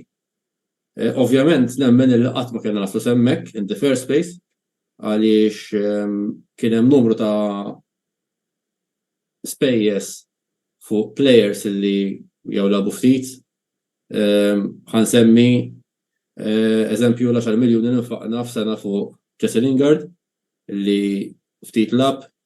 All right, hemm min jargumenta li fid-dressing room kien Lingard, skużani tal-iftek, imma li Lingard kun medjan kbir ġifieri. Ħanajlek,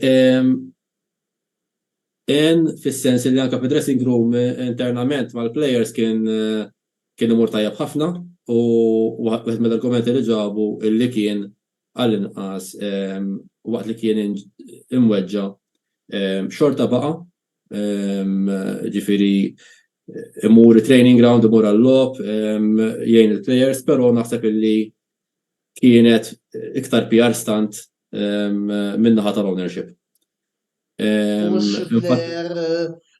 Jina Lingard, tara li kien ikun moħħu biex jkun medja fuq Instagram, Volderi parzjalment ħajkolli naqbel naqra maġur jina hawnhekk. Eżatt.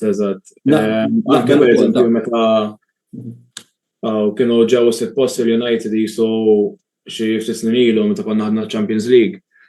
Flakpa speċi kif aqbad ngħid kiet jara kif se jagħmel biex jgħin jagħti kontribut biex ikollhom season aħjar. Jgħod jiġi għal bibu pa' speċi.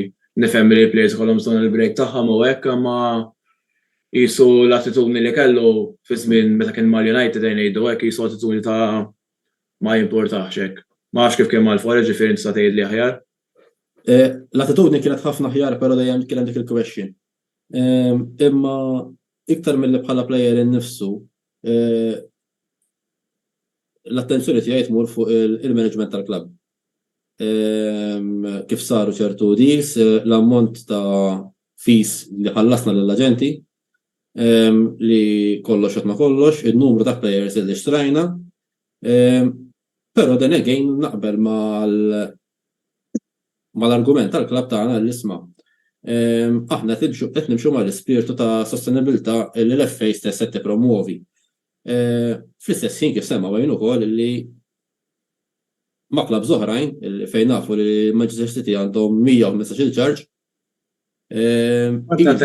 Konse ngħidlek pa' speċi ma' klabb oħra li għandhom inqas qawwa hekk pa' speċi Everton u Forest it-timiet li żommu inti u wejn rispettivament jagħmlu l-arja. Mbagħad is-City pereżempju 4 snin ilu ma kellhomx dik kienu benjahom sentejn mill-Ewropa kienu. Kull ma tawhom multa.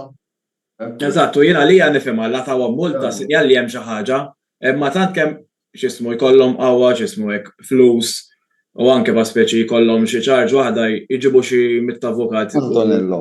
Jargumentaw kontra.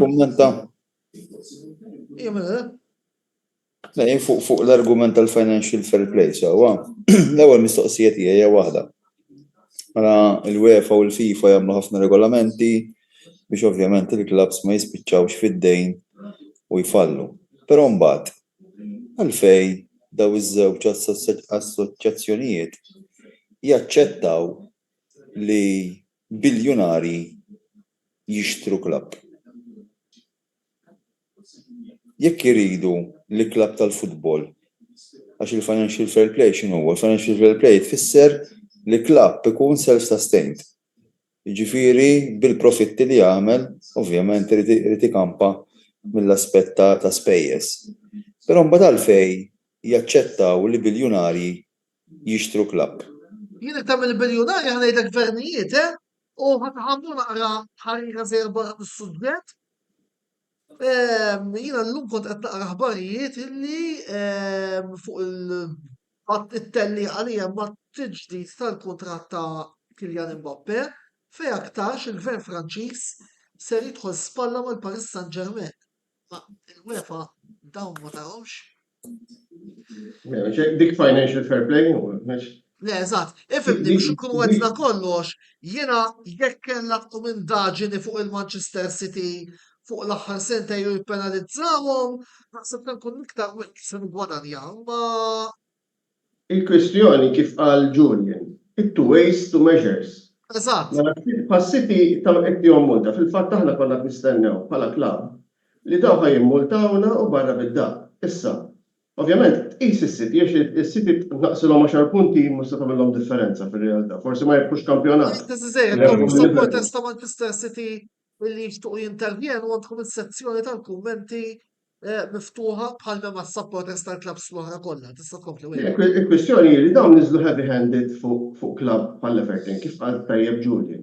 Sewwa, issa ovvjament is-City naqsilhom 10 punti mhux se tagħmilhom daqshekk differenza l-iktar mhux se jibqgħu kampjonat.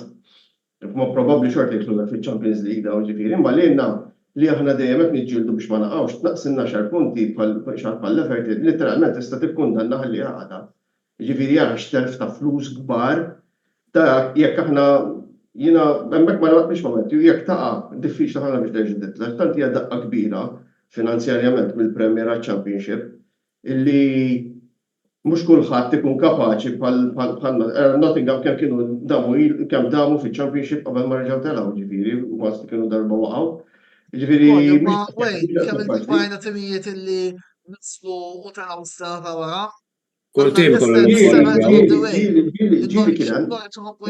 Issa jien id-domanda li għandi, għax dik il-problema li r-regoli tal-financial fair play.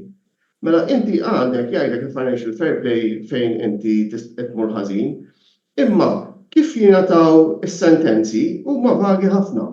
Jiena l-argument tiegħi u l-argument li għamel il-klabb hija fuq liema bażi li jenna naqsulna 10 punti. Għalfejn pereżempju ma naqsulniex 2 punti. Għalfejn ma tawniex multa bħal ħaddieħor. Għalfejn ma naqsulniex 5 punti minflok 10 punti. Għalfejn ma naqsulniex 20 pereżempju. Kif qabdu daw ġie xi ħadd u vvinta li naqsilna 10 punti. Fuq liema bażi u dak l-argumenti li qed jagħmlu.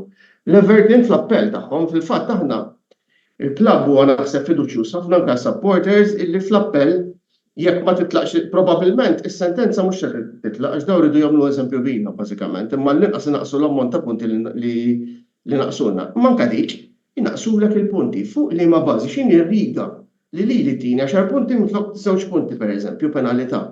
X'inhi r-riga? Għadu xi ħadd irid itini risposta ta' din ir-riga. U intom l-Everton charge waħda biss, u ġismu għandhom. Charge waħda u ħajr issa għax aħna konna għadna mela naqsuna 10 punti barra bid-daqqa nkomplu bil-kampjonat nagħmlu l-appell. Jekk nerbħuh l-appell naqsulna l-punti jew forsi neħħuhomna totalment, forsi jkun xi multa. Le, issa ħajerġgħu xejdulu ħajerġgħu resquna fuq l-istess każ. Għax kwistjoni l-ewwel waħda hi kwistjoni ta' sostenibilità, l-oħra fuq l-ammonti eżatt preċiżi, imma dejjem fuq l-istess kwistjoni. Ġifieri kemm ħajamlu daw ħajnaqsu iridu vera jaqbdu magħna li jsalbuna daw vera jwaqqawna, għax jiena xi kultant nissuspetta li hemm xi ħaġa tintemm fiha, ġifieri meta aħna orajt vera nonfqu ħafna flus, ġifieri nonfqu ħafna flus u wieħed mill-iktar tibijiet illi jonfoq u ma tantx għandu revenues minn areas oħrajn, ġifieri literalment għandek da literalment owners li qed jagħtu l-flus. Vera, imma kif semmejtu intom u two ways to measures ma' klabs oħrajn. Jina li FFP jew timxi ferma volantja minn kalla xejn. ċert li hemm klabs oħrajn, ġifieri. Żgur. Ma naħsibx pereżempju l-United huma subajhom dritt laqqas jiġifieri fuq kollox. Jiena minn daqshekk għala folli jiena ironikament minix qed favur ħafna l-owners tagħna. Folli minix favur ħafna l-owners jiena tagħna. Sissa nista' ngħid li m'għandniex riskju li naqabdu f'xi ħaġa tal-FFP għax dejjem meta nonfqu minn normalment meta nonfqu l-flus fuq players dejjem niġġeneraw player sales u hekk speċi u niġġeneraw ħafna flus minn merchandise u hekk ġifieri. Julian, kemm ngħaddi kumment fuq l-Alway għax xawwet semmejna timijiet Ingliżi, però pereżempju qatt ma semma il-każ tal-Barcellona. Li daw kellhom problemi enormi saħansitra, kellhom problemi biex jirreġistraw il-plejers. Problemi finanzjari u mhux is-sajf li għadha ta' qabel nefqu xi 200 million xi ħaġa. Eżatt, jiġifieri għalfej, Kien mill-Juventus l-istaġun li għadda naqsulhom il-punti wkoll qalawhom mill-Ewropa kienu. Eżatt, jiġifieri sejn supporter tal-Juventus sewwa. Jiena mbagħad fil-ħajja l-oħra supporter tal-Juventus ukoll l-Italja. Però wieħed jistaqsi, speċi għalfej l-Everton, il-Juventus jitnaqsulhom il-punti tittieħed azzjoni fil-konfront tagħhom. U mbagħad klabb bħal Barcellona li kulħadd jaf fi Spanja, Barcellona u Real Madrid dejjem huma favoriti anke mill-istat stess bħala donations ta' flus. Għalfejn daw. Roberto, jien niċċajta li iż-żewġ timijiet li nissapport li huwa l-Everton u l-Juventus ma nistax niburru għax issa li għaddiet naqsu l-punti bil-Juventus. Issa għall-inqas għaxin għandi l-Juventus huma ovvjament l-iktar li jġibu riżultati. L-Everton ovvjament insegwihom għax jogħġbuni fil-Premier dejjem. Għat wiju għall-ermi speċi ta' Juventus naqsulhom il-punti ma l-Everton nissa speċi ta' ħanaqbdu. Ma l-badna saqajna dal-istaġun ġiet penalizzazzjoni wkoll fuq. Dak il-każ ibda somna ma' City għamil li ħalli jaqbdu bija jgħidu li stjanti it-timijiet li tissapporti kollha għal xi raġuni jattiraw in-nuqqas ta' punti. Sa kemm somna ma' City għalli Juventus bejn. Ibax iżomma l-Juventus. Le, mbattina legali. Taf xjonqsok issa, semmi klab. Ismali biex jena biex għajt supporter minn mindu konzaj tal-Everton u pratikament qatt ma rajt tazza, ġifiri, u dejjem imbagħtu. Ġifiri, naħseb ma nistax ikolli eżempju tal-lealtà aktar minn hekk, ġifiri ħadd ma jista' jkun dan tinżomm mal-Juventus dejjem jerbu. Jiena fl-Ingilterra mal-Wolves nissimpatizza, ġifiri, naħseb il-Wolves żgħar mill-Everton tazzi. Biex ngħidu hekk. Però biex nagħlaq l-argument Antonello, ġifieri di hija diskrepanza kbira u naħseb dejjem qed tinħoloq preċedent u turi kemm fih dan il-futbol Ewropew hemm ċertu klabs li verament għandhom saħħa politika li jaffettwaw id-deċiżjoni. Dik il-kwistjoni kollha l-politika sportiva. Mela, semmaw għal-waqfa qasira ta' reklami jibqgħu magħna ħina li xandna tfaddilna ħafna nidħlu tliet parti tal-programm waqfa ta' 3 minuti botta u risposta ikompli wara dawn ibqgħu magħna.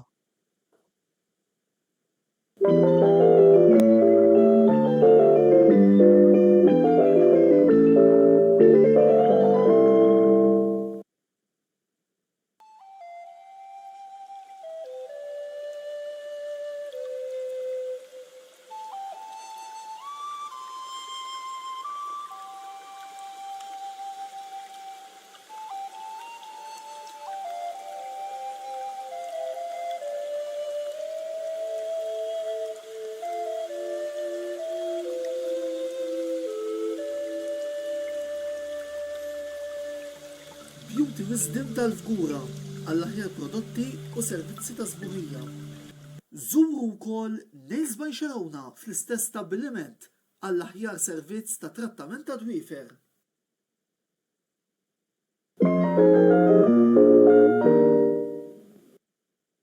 Wasal eluq żmien ommok missierek jew xi ħadd minn tal-familja, għandek xi okkażjoni jew xi attività mal-ħbieb u trid issib restorant tajjeb bikel ġenwin u prezzijiet qalbu ta' kulħadd, post wieħed għandek issib El-Katalan tax-Xajra fejn issib għażla vasta ta' pizza, pasta, grills u għaġin f'atmosfera b'element familjari.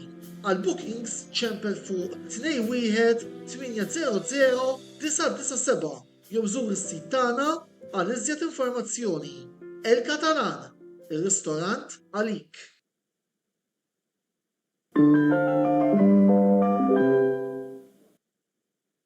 Game Breaker ser jibda l-2024 bil-kbir. Tiftakruhom il-magni tal-lob li konna nsibu f'kull bar jew ristorant matul is-snin 80 u 90? U xi tgħiduli jekk insemmilkom il-logħba Time Crisis. Ekku ħbib tagħna, Game Breaker ser jibda s-sena l-ġdida billi jħodna lura fi żmien u jdaħħalna fl-avventuri tal-aġent internazzjonali Richard Miller permezz tal-magna tal-lob li għandu disponibbli fil-ħanut ta' Birkirkara fejn il-klijenti tagħna jistgħu jilagħbu din il-logħba xejn. Mela allura x'qed tistennew ħbib tagħna? Ejjew sal-ħanut ta' Game Breaker, ġeddu l-memorji ta' żridkom permezz tal-magna tal-lob ta' Time Crisis. Jirnexxilkom tgħinu lil Miller jikkompleta l-missjoni tiegħu. Game Breaker, l-aqwa l-lob tal-PlayStation, Xbox u Switch.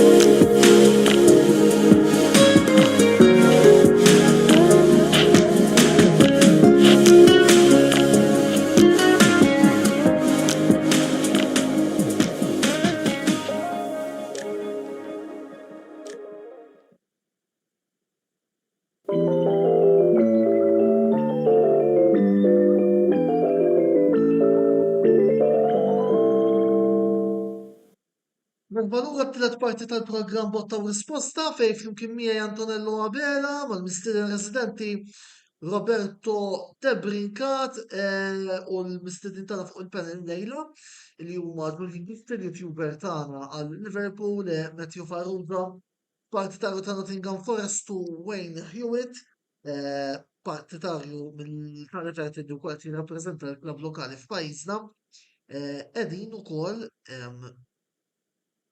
niddiskutu ftit is-sitwazzjoni attwali fil-kampjonat Ingliż. Qed tkomplu tad-dokumenti tagħkom fuq dak li qed jiġi diskuss illejla. Messaġġ mingħand Franco De Bono li qed jgħidilna come on Everton. U wkoll ħeġġukom biex ikollna iktar kummenti. Mela, ħalli mmorru fuq kwestjoni oħra għajjem dwar u nitkellem oħra mingħand l-erba' membri l-oħra tal-panel fil-qosor. Il-VAR, il-frejjed, diġà qed nara l-ġurri qed jillima ħnienu hawnhekk, Matthew wkoll, il-livell fil-arbitrali fl-Ingilterra li dejjem nieżel l-isfel. Biss nagħti l-kelma l-ewwel il-Roberto qabel ma nuħu tal-mistednin fuq din il-kwestjoni qed ninnotaw li qed nagħmlu programm fuq programm fuq programm sew fuq botta u risposta. U anki fuq Mixzone fejn prattikament qegħdin ngħidu l-istess ħaġa jew jien, jew Jolien, jew Karl, jew Jalla dan kummentu Joseph. Il-VAR huwa il-kankru tal-futbol, imma ħanisma ta' Roberto l-ewwel fuq għad il-kustjoni, u bat noħorant minn kulħadd. Fil-qosor li xilħin qed jiġri warajna wkoll. Mela, jiena opinjoni personali, sewwa jiena li l-VAR ma naqbilx miegħu 100%. Iż-sbuħija tal-logħba tal-futbol bil-VAR inqerdet. Dik il-ħaġa li tim kif jiskurja rid joqgħod jistenna sakemm il-gow jiġi konvalidat, dik erdet iż-sbuħija tal-logħba tal-futbol. All right. Qabel kien hemm il-polemiċi għax forsi l-ballu qabeż il-linja u ma taħx gow ta' Muntari biex insemmu l-gow ta' Muntari. All right. Mhix bil-goal line technology. Le, fuq kollox. All right. Ġvjanka l-offsides, għal-farka, eżatt, tieħ offside. Jien daw l-affarijiet ħanejlek jiena qed nara li l-logħba tal-futbol qed jippruvaw jevolvuha bit-teknoloġija. All right? Però saret qisha qed tilab FIFA fuq il-PlayStation. U dik mhix ħaġa sabiħa, fis-sens il-logħba tal-futbol sabiħa huwa ir-referi qed hemm, huwa uman, huwa suġġett għall-iżball, kapaċi jagħmel żball favur tiegħek jew kapaċi jagħmel żball kontra tiegħek. Alright? Però jien dil ħaġa li noqogħdu ndaħlu t-teknoloġija f'kollox, jiena fl-opinjoni tiegħi il-futbol diġà kien qabad it-triq tan-niżla u issa kompla aktar jinżel l-isfel bl-introduzzjoni tal-VAR u ovvjament l-ar ħaġa hija li suppost il-VAR huwa ċar. Però mbagħad għandek interpretazzjoni differenti skont min qiegħed wara l-monitor. U dik ukoll tagħmilha iktar bażwija bil-Malti l-biċċa. Mela, Jina l-ewwel wejn importa? Alright, u ma naqbilx ma' Roberto fuq, jina fan kbir tal-VAR ġifieri. Kif jintuża hija kwistjoni oħra ma. Tajjeb, ħa nisimgħu il-Matthew l-ewwel u mbagħad il-wejn il-ġuli nħalluh naqra. Naqbel ma tnej li huma, ġifieri naħseb li l-VAR, l-introduzzjoni tal-VAR bħala konċett kien importanti li nifollow ir-rugby wkoll, ġifieri ir-rugby ilu ħafna bil-VAR fil-kampjonatajiet, fil-championships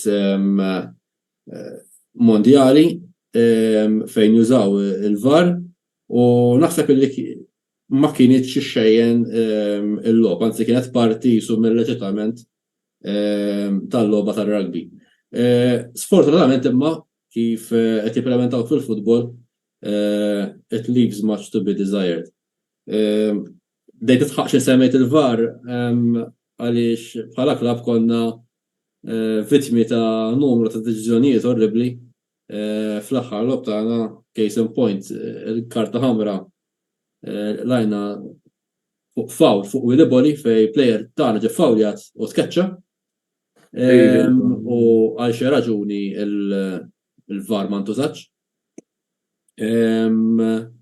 Kien hemm issues ukoll milux ġifieri fil-logħba ta' Brentford fejn free kick direttament li wassal għal goal u sabina fuq aħna kemm issue b'goal li jrid tiġi ċċekkjat fej player tal-Brentford mexxa l-ballu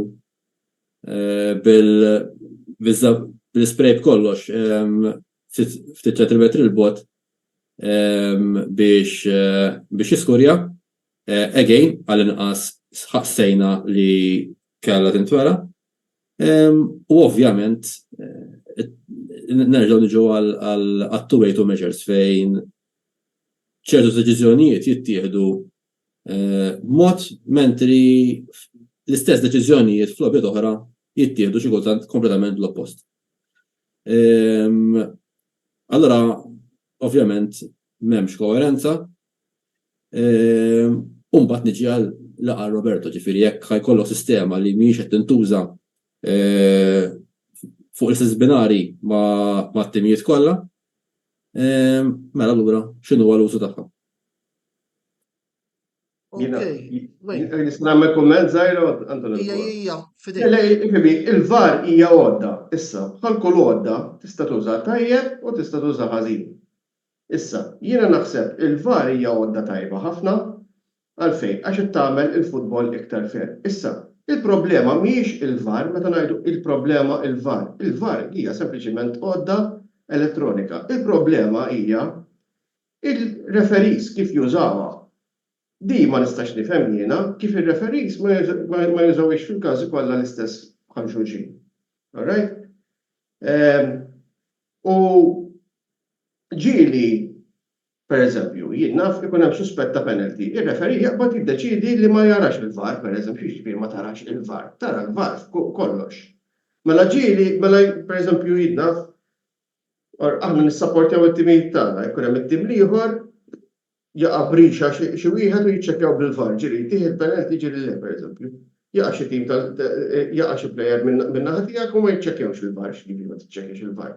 Ġifieri di li m'hemm li l-problema hi tal-VAR li m'hemmx konsistenza ta' interpretazzjoni min-naħa tar-referees. Imma li inti jkollok viżwal elettroniku ta' dak li hemm ġol ground, dik hija importanti u qabel jinnaf niftakar il-famuż goal l-unika World Cup li rebħet l-Ingilterra. Għadna xejdulu, għadha kontroversja sal-lum. goal li ma kienx ma qabbess il-linja. Kif kollhom hemm il-VAR, dak il-goal ma kienx ingħata probabbilment. U tgħid li l-allu għax kont ħattelfuhom il-World Cup l-Ingliżi, iva ma l-kwistjoni d-deċiżjoni kienet tkun iktar fair għax inti tkun taf hekk qabbess il-linja jew le. Ġifieri il-VAR huwa tajjeb illi inti jkollok viżwal, li referi jkollu viżwal elettroniku ta' azzjoni li huma rax bajnejh. Toħloq iktar fairness u mbagħad jinterpreta issa kwistjoni kif jinterpreta r-referi. Pereżempju jien kritiku ħafna ta' kif jinterpretaw il-handball pereżempju, u r-referi jinterpreta l-handball kif iridu, jew ġilli għax ikollu jdeh ma' ġismu ma jingħatax, ma' mbagħad plejer ieħor kollu jdeh ma' ġismu jingħata xorta. Jien naħseb il-kwistjoni hija mhux il-kwistjoni mhux il-VAR, il-kwistjoni huma r-regoli u kif jiġu interpretati min-naħa tar-referees. Għalfejn pereżempju ir-referi għandu jara l-VAR f'każ u f'każ ieħor ma jarax, każ simili ieħor ma jarax. Kif qed ngħidilkom, il-VAR hija għodda tajba ħafna, importanti, imma naħseb għandu jkun hemm konsistenza bejn ir-referees kollha kif jużawha. Allora Julian, tista' tispara l-kanuni. Mela, naqbel mal-kummenti kollha ġifieri li pa speċi jiena nemmen li l-problem mhux il-VAR innifis għal-għodda kif qal tajjeb Wayne, imma min imexxihax pa speċi kif rajna fil-World Cups u fil-Euros tal-aħħar tal-iktar riċenti li kienu użawha l-VAR, użawha tajjeb rajta. So jiena nemmen li pa speċi l-problema min qed imexxiha l-Ingilterra. Kull ġimgħa deċiżjoni waħda wara l-oħra. Kull ġimgħa tista' tgħid illi min qed joħseb il-VAR qed jagħmlu deċiżjonijiet iktar stupidi. Pereżempju, dis-sena l-klabb tiegħi sfortunatament kien vittma kbira tal-VAR. Semmejta miljun darba ta' Tottenham, ma nibqa' nsemmihax. Kull darba illi għaddi żmien, iktar ma jgħaddi żmien u iktar ma jgħaddi żmien, iktar ikolli demmi jbaqba. Mhux bin-nejk, pa speċi il-gol ta' Diaz kważi metru onside kien taf ġieħ kemm hemm u waqqas waqfu l-lob biex jiċċekkjaw sew u għallu pa speċi ħarġu l-audio xi jumej wara u iktar għax pa speċi ir-riżultat mhux se jinbidel. U tu tisma' ir-referees jitkellmu bejniethom jgħidu proċess tajjeb.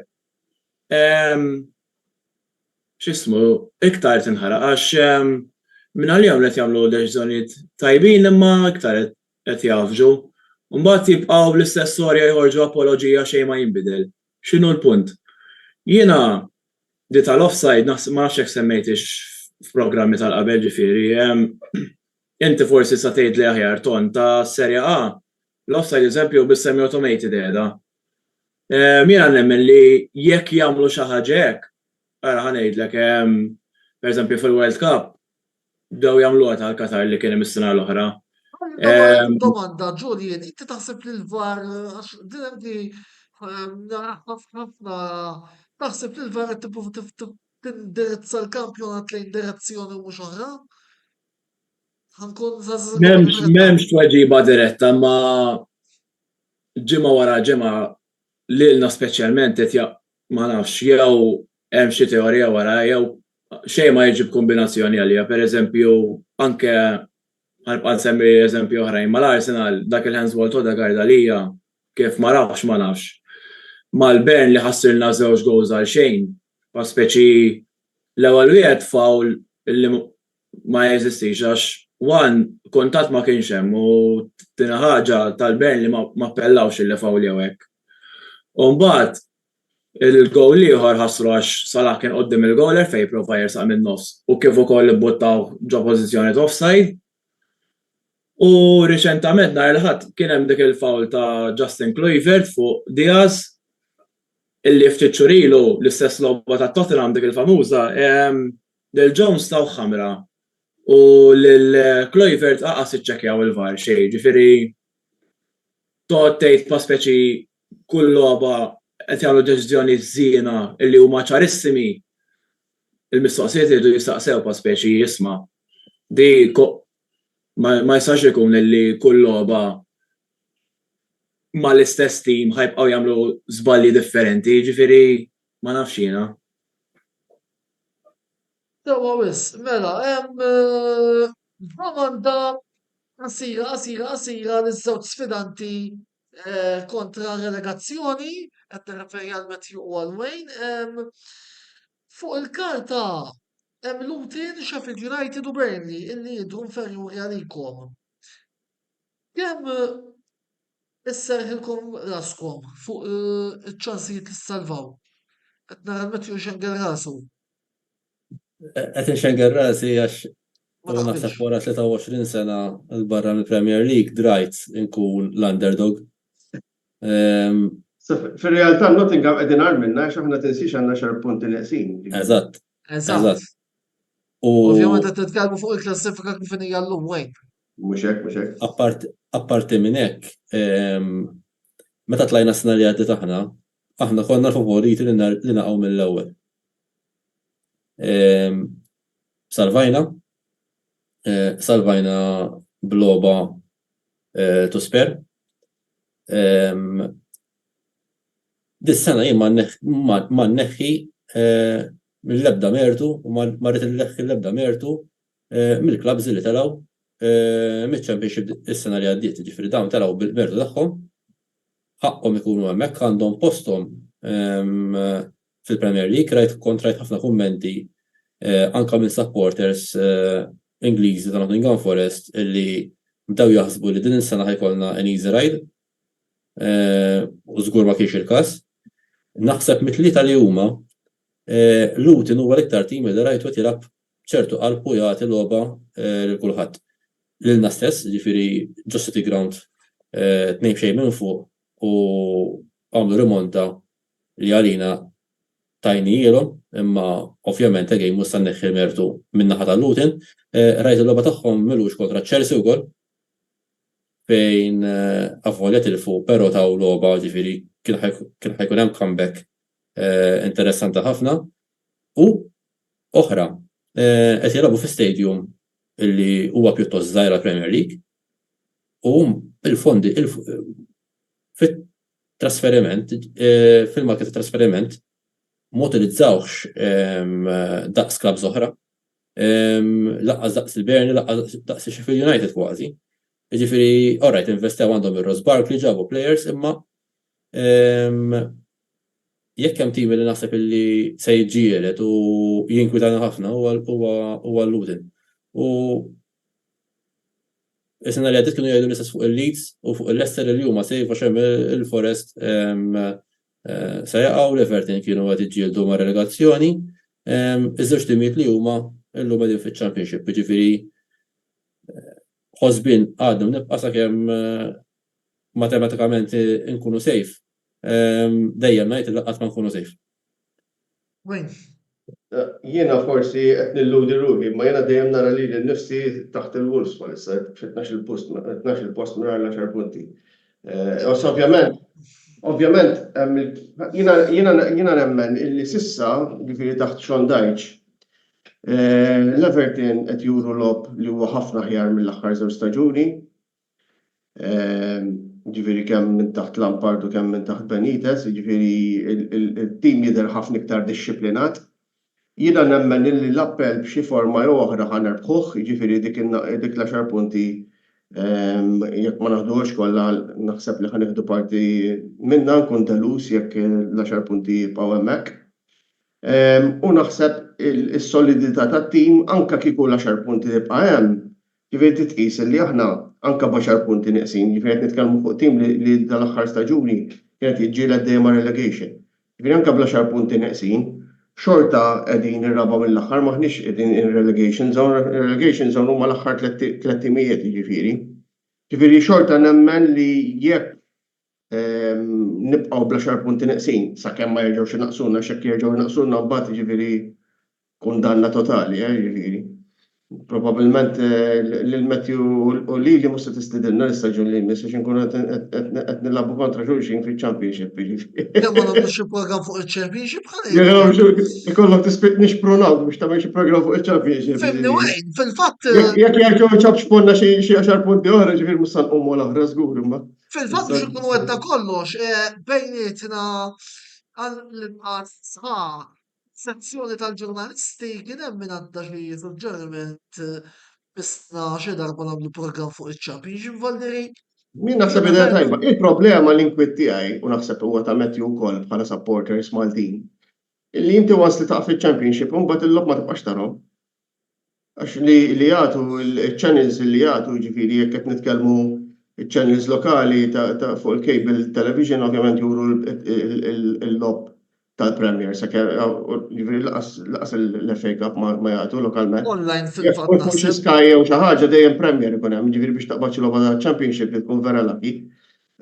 Allura aħna li għandna t-tim tal-qalb tagħna, il-Castelli Everton fil-każ ta' Matthew Nottingham, jekk aħna naqgħu mbagħad nagħmlu staġun fil-weekend imbagħtu ġifieri l-ġieħ ta' qalb li ma nistgħux naraw it-tim favorit tagħna biex nikkummenta u channels lokali. u forsi għax Wayne dejjem jaf l-Everton fil-Premier League.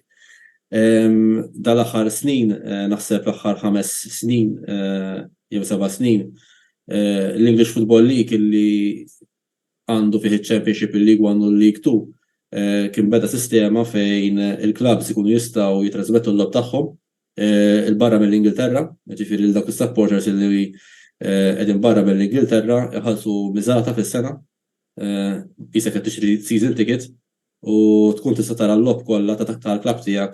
Fuq il-website tagħhom Iva fuq il-website tagħhom. Jiena qabel ma tlajna Premier League kont nara l-lob kollha fuq il-laptop.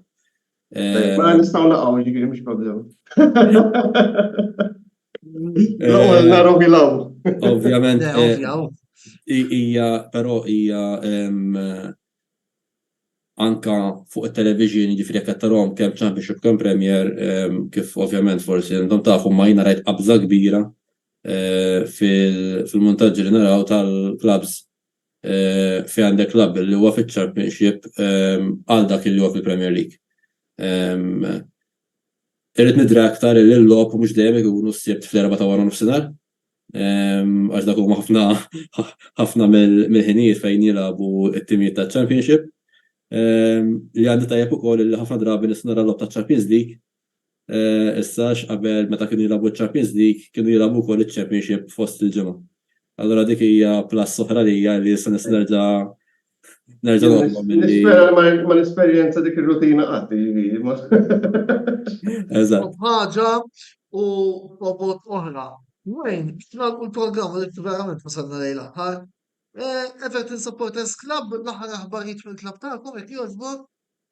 Iva, l-klabb bażikament sibna, ovvjament aħna klabb li maħniex klabb li jenna bħal pereżempju Liverpool, klabb ta' Malta, ġifieri ingħaqadna dal-aħħar ftit snin, ġifieri għandna pratikament member base naħseb l-lum qed toqrob għal madwar mitruħ għaw Malta, jien kont naħseb li jien l-uniku supporter għaw Malta tal-Everton ma fir-realtà tiskanta meta inti tagħmel biċċa Facebook page u tagħmel biċċa chat group jibdew joħorġu minn kullu kien jiġifieri supporters tal-Everton kulħadd jgħid jieħseb kont naħseb li kont qiegħed waħdi ma fir-realtà naħseb madwar 100 membru huma numru ta' supporters imdaqqas għal-tim li qed jiġi pratikament ma' relegation.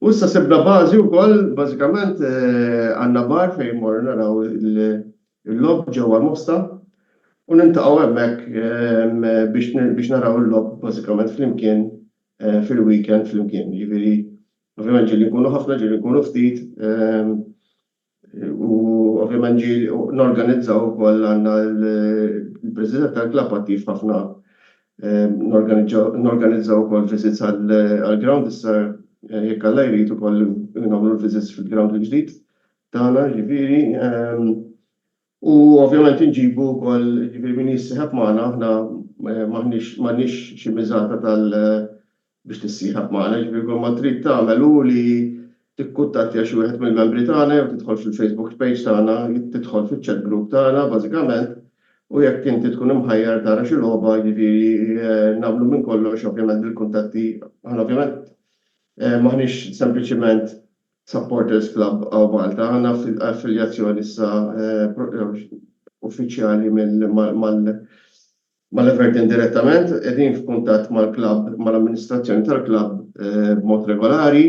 U ovvjament jekk konna min ikun tiegħek kollhom bżonn xi tickets nistgħu niffaċilitaw il-proċess u nqabdu dak li jkun f'kuntatt direttament mal-klabb biex kun jista' jixtri tickets u jmur jara l-logħba. Tiju minna ħatarakom, Nottingham Forest. Ma nafx hakkawx għandkom xi lab, xi meetup kif tiltaqgħu is-supporters lokali, jekk hawn supporters lokali għalkemm nimmaġina li hawn. Efem, Huwejn diġà għandek +1, ġifieri Il-wieħed. It-tlieta forsi qed għandek fuq ukoll. hawn supporters. Ma forsi mhux daqshekk organizzati, dik il-problema li kellna aħna bħala Eżatt, ġifieri sapporti għalih. nifhem Wayne forsi jista' jifhem ukoll aħjar. Problema li għattajna ħafna żmien il-bot minn Premier League, allura ċertu interess mhux dejjem kien hemmhekk. Bdejna bħala Facebook group l-istess, ġifieri ftaħni ħina u hija. Li sa dak iż-żmien konna naħsbu li konna l-unika tnejn li nżommu mal-Forest. Mbagħad bdew deħlin supporters Maltin illi jiftakru l-aħjar żmien tal-klabb. Ukoll supporters Ingliżi li għandhom ċertu jew kellhom ċertu relazzjoni ma' Malta. Infatti għandi ħbieb li ltqajt magħhom Facebook li meta nitlemmek niltaqa' magħhom nara l-logħb. Bħala klabb ukollna reġistrati ma' supporters club uffiċjali ġewwa Nottingham, għaliex is-supporters club huwa daqsxejn differenti minn tal-Everton fejn is-supporters club hija entità kompletament għalija. Però ovvjament biex issib post, eċetera, u peress li dak iż-żmien konna fiċ-Championship allura biex issib post biex jurik il-lob kienet daqsxejn diffiċli. Issa li qegħdin Premier iktar għandna ċans però bħalissa bej ħafna affarijiet personali eċetera kienet daqsxejn impossibbli li niffurmaw l-istruttura kif nixtiequ biex ikollna klabb bil-membri post fejn iltaqgħu u nkunu se naraw il-lob. Mela, grazzi l-mistidna tagħna llum il-Julian, il-Matthew u l-Wayne, grazzi wkoll tmur lill-sponsors tagħna li huma Beauty Wisdom, il-Katalan, Game Breaker u Your Beauty Essence. Nħedlukom biex tkomplu tużaw is-servizzi ta' dawn il-prodotti il għaliex indirettament ukoll tkun qed intejnu l-kamra sportiva tkompli tikber. Daqs sija oħra dan il-programm ikun ukoll disponibbli fuq il-YouTube channel tagħna, daqstant tinsewx tidħlu tagħmlu subscribe ħalli ma titilfu xejn mill-kontenut li noħorġu tista' tgħid ta' kuljum. Mela, xi ftit avviżi żgħar, għada ser jkollna żewġ programmi, fis-sitta jkollna l-programm ta' Lorjana Brinkat, il-ġimgħa tal-Kamra Sportiva, u mbagħad fit-8 ser jkollna il-programm Mix Zone ma' Julian u ma' Karim li ħajkunu qegħdin Terġgħu tarawni. jkunu qegħdin jiddiskutu wkoll il-logħbiet tal-Tazza Carabao illi kellna f'nofs il-ġimgħa biex inwieġeb ukoll malajr il-Dilli Bonnici qed tara naħseb illi għandna l-Wayne Hewitt hawnhekk supporter tal-Everton, għandna wkoll klabb lokali hawn Malta naħseb illi diġà spjegajna fuq il-fatt li hawn supporters tal-Everton ukoll ġewwa pajjiżna Dilin. Il-ġimgħa d-dieħla botta risposta ser ikun ftit differenti bħala ħin illa li ħanibdew fit-9 u mhux fit-8:30, fit-9 u mhux fit-8:30. Dettalji wkoll se nispjegahomkom għada Lorjana. Tema ta' dal-programm speċjali ser tkun il-battalja, il-partita li tistgħu ngħidu hekk ħatwaqqaf Malta nhar il-Ħadd 4 ta' frar li ġej bejn Inter u Juventus fejn se nkunu qegħdin niddiskutu prattikament din il-logħba. Roberto, wasalna. Imma naraw x'ħajġri dal-weekend. Għax dal-weekend Nispera li Allegri għal dakinhar jagħtini rigal tal-birthday. Rajt, ġifieri, ma ħanejt xejn iżjed.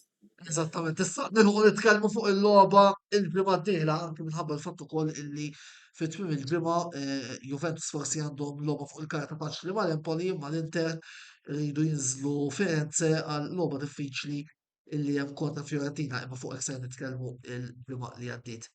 Mela, għalissa mill-bqija aħna ħanifqu hawnhekk, grazzi tal-lejla kontu magħna dan il-programm.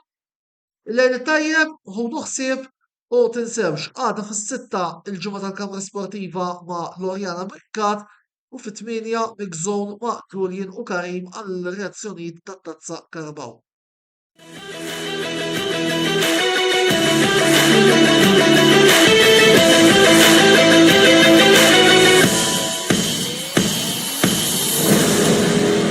Botta u risposta ġim wassal lilkom bl-isbaħ xewqat ta' Beauty Wisdom, El Catalan, Game Breaker u Your Beauty Essence.